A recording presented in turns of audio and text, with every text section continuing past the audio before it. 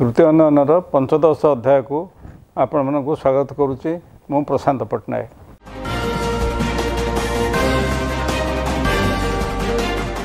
इतिमध्य ओडिशा राजनीति रे बहु हटचमट घटी चली एवं सबुठ उल्लेखযোग्य घटना होची श्रीकांत जेना जे कि ओडिशा राजनीति रे एक प्रकार अछुआ हो जाइछंती तांको निजर अछुआपणु किभली भाव में से रक्षा पाइबे से आम आदमी पार्टी जो होती मुख्य श्री अरविंद केजरीवाल को डाकी राजधानी रे गोटे समावेश करते से समावेश ना थिला सामाजिक न्याय समावेश अभियान। ये जो सामाजिक न्याय अभियान रे श्री केजरीवाल ओडिशा विषय रे किछि न जानी बहु भाषण देले एवं से नवीन पट्टनायक को मध्य आक्रमण करने को पछे नथिले। श्री केजरीवाल जहाँ कहतु न कहतु श्रीकांत जेना तांको भाषण रे जहाँ कहले ताकू ओडिशार लोक ताकू किभली भाव में ग्रहण करिसंती सेटा देखिबा कथा। श्रीकांत निजर आचरण और उच्चारण कांग्रेस तो केवल बहिष्कार ही नांती से ओडिशार जनजीवन ओडिशार जनमानस बहिष्कृत हो जाइछंती। बिजू बाबू को विरोध करी बिजू बाबूंकर राष्ट्रपति प्रधानमंत्री हबार जो संभावना थिला सेतबेले बिजू बाबू को से वंचित करवा दिगरे श्रीकांत जो भूमिका ग्रहण करते जो बिजू बाबू को हाथ तांको मुंडरे थिबा जोगु से छात्र नेतार आसी केंद्र मंत्री पर्यंत हो पारिथिले सेही श्रीकांत जेना बिजू बाबू को परवर्ती काल में जेभली भाव में अपदस्थ कले जेभली भाव में तांको प्रतिरोध कले से किभली भाव में प्रधानमंत्री हो न पारंतु ताहाकू ओडिशार जनसाधारण एपर्यंत भूली नाहांती। तेणुक श्रीकांतर अन्य नाम चक्रांत जेना बोली ओडिशार जनसाधारण अनेक समय आलोचना करती। श्रीकांत नाटा आस्ते आस्ते चक्रांत रे परिणत होइछि बोली केवल ओडिशार बासी नुहंती केवल ओडिशार बिजू जनता दल लोक नुहंती ओडिशार कांग्रेस दल एवं अन्य दल लोक माने मध्य सेही भाषा से कथार श्रीकांत को चिन्हवा चेष्टा करुछंती। ये तो गला श्रीकांत कथा।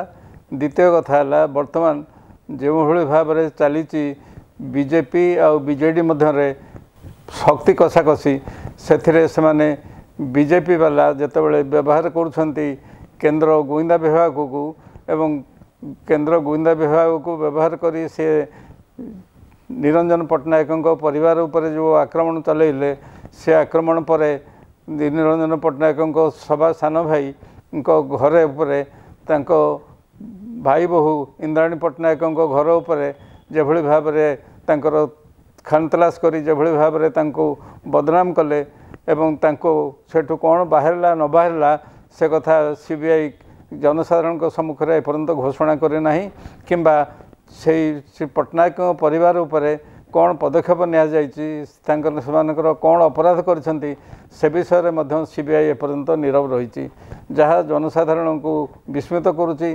कारण सीबीआई भली गोटे संस्था जे कि निरपेक्ष भाव में जनसाधारण को न्याय देवाई उद्यम करे सी जदि एभली भाव में शासक दल द्वारा व्यवहृत हुए हाथबारी से हुए ताहले सीबीआई जहाँ क्रेडिबिलिटी अच्छी से क्रेडिबिलिटी स्वचन भाव में नष्ट होबार लगी सन्देह ना।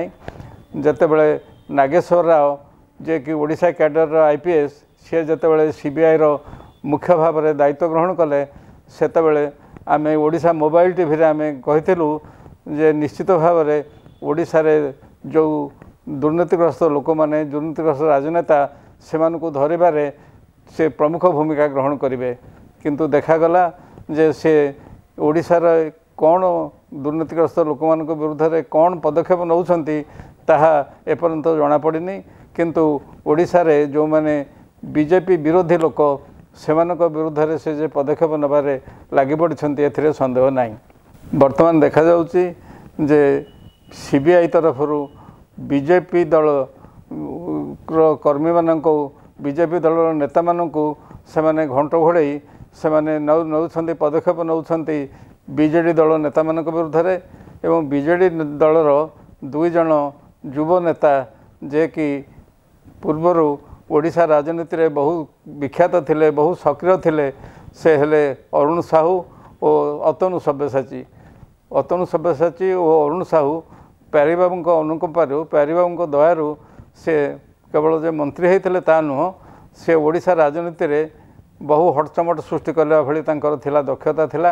ଏବଂ ସେଇଥିପାଇଁ ହିଁ ସେମାନେ ପରବର୍ତ୍ତୀ କାଳରେ ଯେତେବେଳେ ନବୀନ ବାବୁ ଦେଖିଲେ ଯେ ଯେଉଁମାନେ ତାଙ୍କ ମନ୍ତ୍ରିମଣ୍ଡଳରେ ରହିଲେ ଇଏ ତାଙ୍କ ଭାବମୂର୍ତ୍ତି ପ୍ରତି ଆଞ୍ଚ ଆଣିପାରନ୍ତି ବା ତାଙ୍କ ଯେଉଁ ଧଳା ଜାମାରେ କଳଙ୍କର ଛିଟା ଲାଗିପାରେ, ତେଣୁକରି ସିଏ ଅତି ଚତୁର ଭାବରେ ସେମାନଙ୍କୁ ନିଜ ମନ୍ତ୍ରିମଣ୍ଡଳରୁ ବିଦାୟ କରିଦେଇଥିଲେ।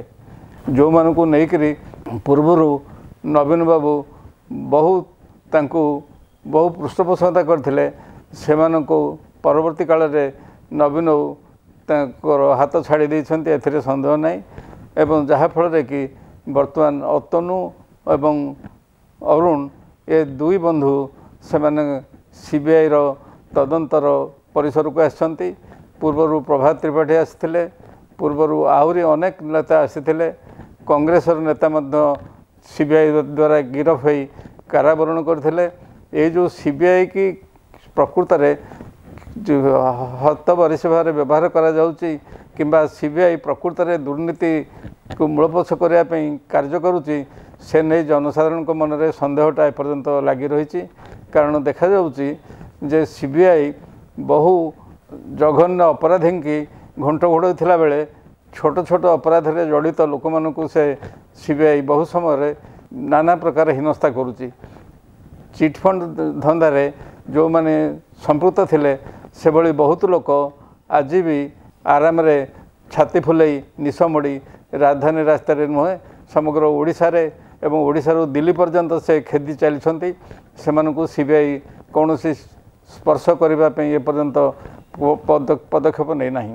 ସିବିଆଇ କି ଅସ୍ତ୍ର ଭାବରେ ବ୍ୟବହାର କରି ଯେତେବେଳେ ବିଜେପି ଦଳ ବିଜେଡ଼ି ନେତାମାନଙ୍କ ଉପରେ ଦାଉ ସାଧିବାକୁ ଆରମ୍ଭ କରିଛି, ସେତିକି ବେଳେ ମଧ୍ୟ ବିଜେପିର ଦୁଇ ଜଣ ଟାଣୁଆ ନେତା ଶ୍ରୀ ଭୃଗୁ ବକ୍ସପାତ୍ର ଏବଂ ଶ୍ରୀ ଗୋଲଖ ମହାପାତ୍ର ସେମାନେ ମଧ୍ୟ ଅସୁବିଧାରେ ପଡ଼ିଛନ୍ତି। ସେମାନେ ମଧ୍ୟ ତଦନ୍ତ ପରିସରକୁ ଆସିଛନ୍ତି ଏବଂ ସେମାନଙ୍କୁ କିଭଳି ଭାବରେ ତାଙ୍କ ପ୍ରତି ଦଣ୍ଡବିଧାନ କରାଯିବ ବା ତାଙ୍କୁ କିଭଳି ଭାବରେ ଦୋଷୀ ସାବ୍ୟସ୍ତ କରାଯିବ ସେ ବିଷୟ ନେଇକରି ସିବିଆଇ କ'ଣ ପଦକ୍ଷେପ ନେବ ତା ଏପର୍ଯ୍ୟନ୍ତ ଜନସାଧାରଣଙ୍କ ମନରେ ସନ୍ଦେହ ସୃଷ୍ଟି କରିଛି।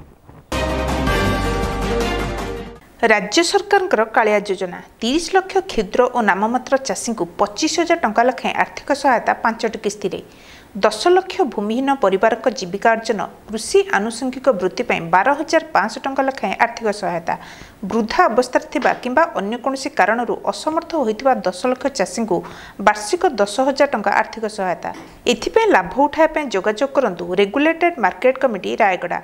ओडिशा मोबाइल टीवी आप एबे प्ले स्टोर रे उपलब्ध। प्ले स्टोर को जांतु, ओडिशा मोबाइल टीवी टाइप करंतु, आप को डाउनलोड करंतु और वन टच रे टीवी देखंतु। अन्य समस्त खबर देखिया पे प्लेलिस्ट को क्लिक करंतु। मन पसंद रो बुलेटिन देखंतु केवल ओडिशा मोबाइल टीवी रे खबर नियारा ढंग रे। एबे पेट्रोल रेट जमिति बढ़ुची मुंडो पूरा टेंशन हो जाउची। एबे ई टेंशन को दूरेई दबो मिसेस सिद्धार्थी मोटर्स। एठारे मिलुची टर्नवेल ई व्हीकल जेउथिरे अछि ट्यूबलेस टायर्स, डिस्क ब्रेक एवं टेलीस्कोपिक सस्पेंशन। आज ही आसंतु Mrs Siddharthi motors, Bhagirathi Nagar near UCO bank main road Malkangiri. Sarvamangala Jagannath Achyuta पीठर वार्षिक महोत्सव 2019 उपलक्षे अनुष्ठित होईछि विराट कलश यात्रा। आसंता 12 तारिख रु 16 तारिख पर्यंत विश्व शांति पे हेबो महायज्ञ। एही महोत्सव रे जोगदेया पई अनुरोध करछन्ती बुदाखुंटा ग्रामवासी और मंगलाकाली सेवक। स्थान पूर्णभूमि बुदाखुंटा, मंगलाकाली सेवक काकतपुर पुरी। जोगाजोग रवींद्र कुमार दीक्षित। ओडिशार जनजीवन ठारू आरंभ करी संस्कृति आ परंपरा, राजनीति आ अर्थनीति, घटना हेउ कि दुर्घटना, पाग ठारू दुर्विपाक सबुठारे समस्त नजर। हेले शीशा अक्षर आरंभ होइतिबा खबर कागज ठारू डिजिटल टीवी पर्यंत क्रम परिवर्तन सह ताल दे भिन्न एक दृष्टि सबु घटना को तर्जमा करिथांती सुपरिचित सांबादिक प्रशांत पट्टनायक।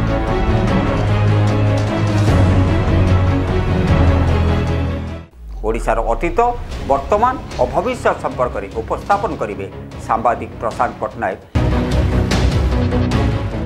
केवल तृतीय नयन प्रति मंगलवार, गुरुवार और शनिवार केवल ओडिशा मोबाइल टीवी।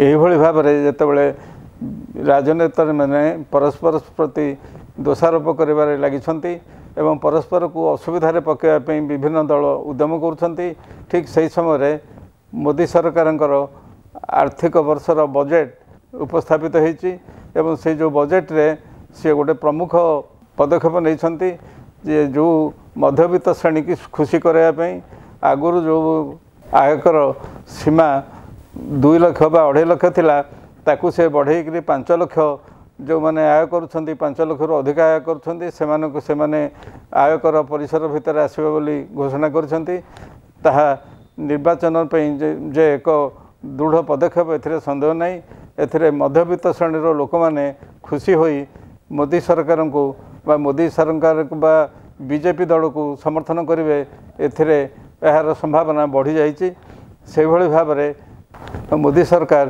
जो बजेट पेश करछंती फेब्रुआरी 1 दिन से बजेट रे अनेक गुड़े सुविधा सुजोग रही भारतीय लोक मानक पई एवं पर्टिकुलारली कृषक श्रमिक एवं अन्यान्य गरीब श्रेणी लोक मानक पई सेथिरे किछि सुविधा दिया जाइछि जहाकू नवीन पट्टनायक मध्य स्वागत करिसंती नवीन पट्टनायक खुशी अछंती कारण जो कालिया योजना को नहीं तांको बहु दल समालोचना करुथिले एवं बीजेपी दल समालोचना करुथिले से कालिया योजनार अनुकरण रे चलित बजेट रे केंद्र सरकार गोटे कृषि योजना मध्य कार्यकारी करुछंती आज पई एतिकी पुणी एक नुआ अध्याय नुआ विषय वस्तु नहीं आपण मान सहित साक्षात हम आगामी मंगलवार दिन तृतीय उन्नयन।